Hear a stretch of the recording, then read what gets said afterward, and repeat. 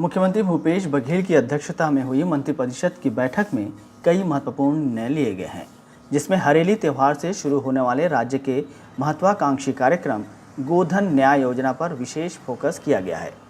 नरवा, गरुआ, घुरुआ और बारी के स्वीकृत गुठानों को रोजगार उन्मुख बनाने के लिए गोधन न्याय योजना का अनुमोदन मंत्रिमंडल की बैठक में किया गया। प्रदेश में हरेली पर्व 20 जुलाई सोमवार को है। इसी दिन प्रदेश भर में इस योजना का आगाज होगा। प्रदेश में अब तक 5,300 गोठान स्वीकृत किए जा चुके हैं, जिसमें से ग्रामीण क्षेत्रों में 2,408 और शहरी क्षेत्रों में 377 गोठान बन चुके हैं, जहां से इस योजना की शुरुआत की जाएगी। मंत्रिमंडलीय समिति द्वारा गोठान ग्राम में पशुपालकों से ₹1.50 प्रति किलो की दर से गोवंशी और भैंसवंशी मवेशियों के गोबर क्रय की अनुशंसा की गई थी। मंत्रिपरिषद की बैठक में गोबर में क्रय की दर को ₹2 प्रति किलो परिवहन व्यय सहित करने का अनुमोदन किया गया। योजना में उत्पादित वर्मी कंपोस्ट का सहकारी समितियों के माध्यम से प्राथमिकता के आधार पर किसानों को ₹8 प्रति किलोग्राम की दर से विक्रय किए जाने के साथ ही लैंपस एवं प्राथमिक कृषि साख सहकारी समिति के अल्पकालीन कृषि ऋण के अंतर्गत सामग्री घटक में जैविक खाद यानी वर्मी कंपोस्ट को शामिल करने का अनुमोदन किया गया है। मंत्रिमंडल की बैठक में बहुत सारे प्रस्ताव थे, बहुत सारे महत्वपूर्ण निर्णय हुए हैं। प्रमुख रूप से गोधन न्याय योजना जो हम लागू करने जा रहे हैं, उसका मैकेनिज्म कैसे बनेगा।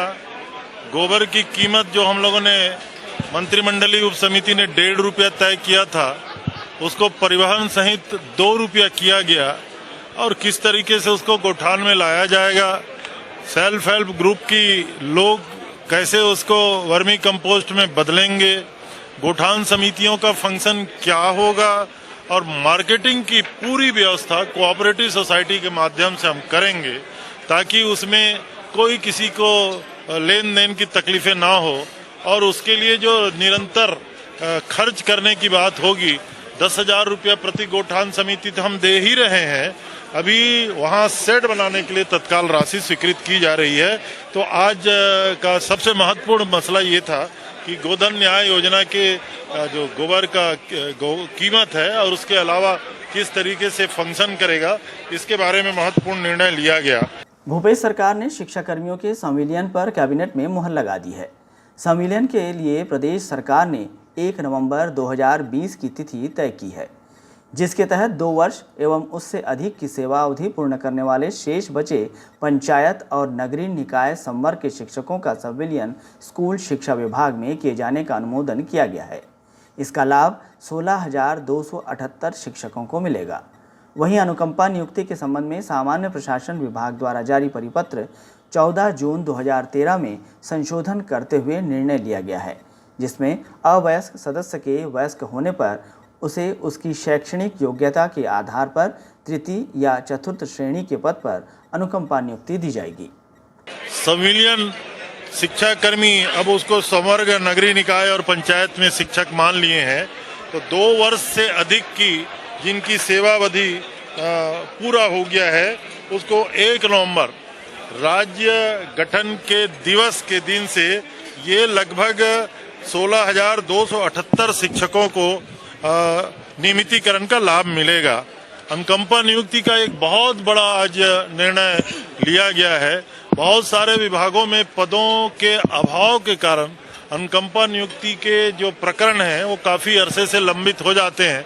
आज की कैबिनेट में निर्णय लिया गया कि किसी भी विभाग का जो अनुकंपा नियुक्ति के मामले लंबित हैं, उसको अन्य विभागों में जहां पद की रिक्तियां हैं, ये जीएडी डिपार्टमेंट कोऑर्डिनेशन करेगा और उनको नियमित नियुक्तियों के संदर्भ में आज के मंत्रिमंडल ने निर्णय लिया है।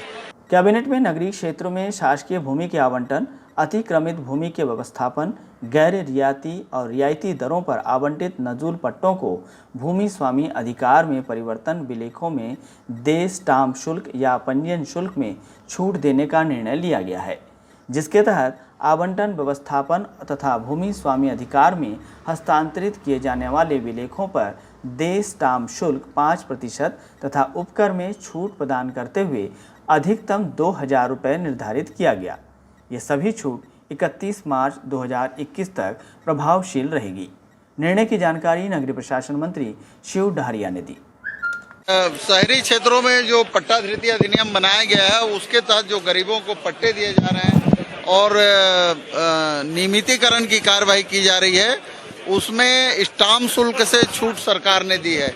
जो इस तरह के फ्री होल्ड कराएंगे उन लोगों के लिए पूरी तरह से 100% छूट स्टाम्प शुल्क की दी गई है, जिससे लोगों को फायदा होगा। और ऐसे लोग जो पट्टेधारी हैं आज जिनको पट्टा दिया जा रहा है उनको मालिकाना हक देने के लिए सरकार ने एक बड़ा निर्णय लिया है कि उनको स्टाम्प शुल्क से पूरी तरह छूट रहेगी। ये निर्णय शासन ने लिया है। संस्कृति विभाग के अंतर्गत संचालित सभी इकाइयों को एक रूप करने छत्तीसगढ़ संस्कृति परिषद के गठन का अनुमोदन किया गया है। मुख्यमंत्री इस परिषद के अध्यक्ष और संस्कृति मंत्री उपाध्यक्ष होंगे। इसके अलावा राज्य के साहित्य और कला जगत से संबंधित व्यक्ति छत्तीसगढ़ विधानसभा के निर्वाचित सदस्य, भारतीय संसद में छत्तीसगढ़ से निर्वाचित सदस्य, अशासकीय सदस्यों का मनोनयन शासन द्वारा किया जाएगा। संस्कृति परिषद के गठन का निर्णय आज लिया गया है, जिसमें संस्कृति परिषद के अंतर्गत सारी एक्टिविटीज, चाहे वो छत्तीसगढ़ राज्य भाषा आयोग हो, चाहे वो और भी कोई घटक हो, सभी उसके अधीनस्थ काम करेंगे और सब में एक रूपता रहेगा। और इस परिषद का अध्यक्ष माननीय मुख्यमंत्री होंगे, संस्कृति मंत्री इसके उपाध्यक्ष होंगे और सदस्यों का मनोनयन अलग से किया जाएगा। अगर आपने अभी तक हमारा चैनल सब्सक्राइब नहीं किया तो अभी सब्सक्राइब करें और बेल आइकॉन को क्लिक करके हमारी लेटेस्ट वीडियोस के बारे में अपडेट जानें।